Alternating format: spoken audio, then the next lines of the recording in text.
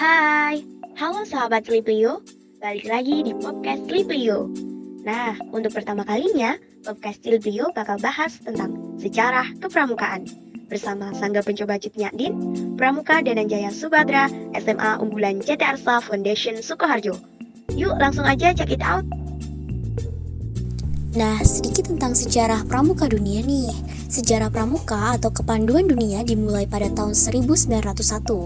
Baden-Powell menulis buku berjudul Aids to Scouting. Buku tersebut berisi pedoman untuk memandu yang dipakai di sekolah laki-laki di Inggris. Pada tahun 1908, Baden-Powell menulis sebuah buku berjudul Scouting for Boys. Buku yang sangat populer di Inggris kemudian menyebar ke berbagai negara. Pada tahun yang sama, Baden-Powell mendirikan sebuah organisasi kepanduan untuk anak laki-laki yang disebut Boy Scout.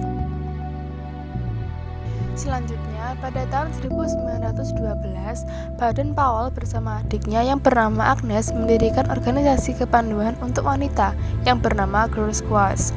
Organisasi tersebut dipimpin oleh Agnes dan istri Baden-Powell. 4 tahun kemudian, tepatnya pada tahun 1916, mendirikan pramuka untuk usia siaga dengan nama Cub atau Anak Serigala sebagai pedomannya dengan buku The Jungle Book karya Rudyard Kipling.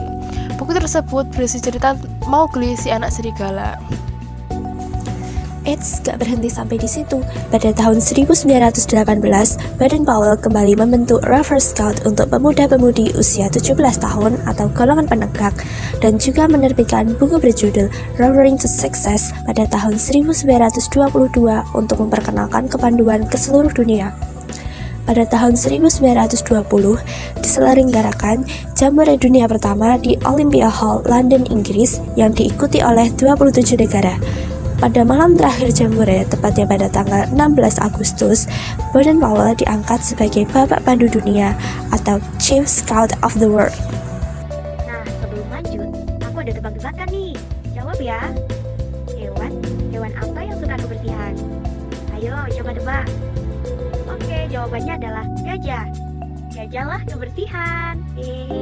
Selanjutnya, tentang awal mula sejarah kepanduan di Indonesia ditandai dengan munculnya cabang kepanduan milik Belanda pada tahun 1912 yang bernama Nederlands Padvinders Organisatie. Kemudian, pada tahun 1916, namanya berubah menjadi Nederlands Indische Padvinders Vereniging atau dalam bahasa Indonesianya adalah Persatuan Pandu-Pandu Hindia Belanda. Nah, pada tahun 1916, Mangkunegara VII membentuk suatu organisasi kepanduan Indonesia yang pertama kalinya dengan nama Javanes Padvinders Organisatie. Pergerakan nasional lainnya untuk membuat organisasi jenis seperti Hizbul Wahton tahun 1918, Jong Java Padvinderis tahun 1923, National Indonesisch Padvinderis, National Padvinders, Pandu Pemuda Sumatera, dan masih banyak lagi. Konsep penyatuan organisasi pramuka atau kepanduan dimulai pada tahun 1926, yaitu lahirnya Indonesia Padvinder Organisatia (INPO) sebagai bentuk peleburan dua kepanduan, Jong Indonesia Padvinders Organisatia (JIPO) dan National Padvinders Organisatia (NPO). Karena semakin banyaknya organisasi pramuka atau kepanduan milik Indonesia, akhirnya Hindia Belanda melarang penggunaan istilah Padvinder.